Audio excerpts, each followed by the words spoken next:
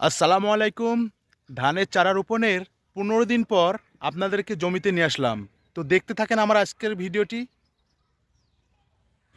আমরা যারা ধানের চাষ করছি তাদের সবারই আশা ধানের ফলন যেন একটু বেশি হয়, আর তাই ধানের চারা রোপণের ১৫ থেকে ২০ দিন এই সময় ধানের গুরুত্বপূর্ণ পরিচর্যা আছে, যে পরিচর্যার কারণে ধানের কুশিগুলো বৃদ্ধি পাবে এবং ধানের কার্যকরী কুশির সংখ্যা বাড়বে, যার ফলে ধানের ফলন হবে বেশি।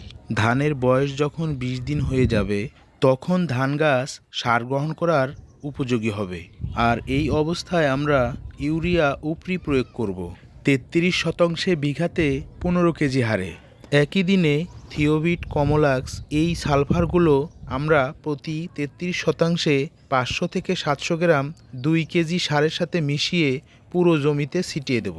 একই দিনে ১১০ থেকে ১২০ গ্রাম হারে থিওভিট অথবা কমলাক্সের সাথে ভিটামিন জাতীয় ফ্লোরা, চিলেটেড জিঙ্ক অথবা মাইক্রো জিঙ্ক ১০ থেকে ২০ গ্রাম হারে ১৬ লিটার পানির সাথে মিশিয়ে স্প্রে করলে কুশির সংখ্যা দ্রুত বৃদ্ধি পাবে।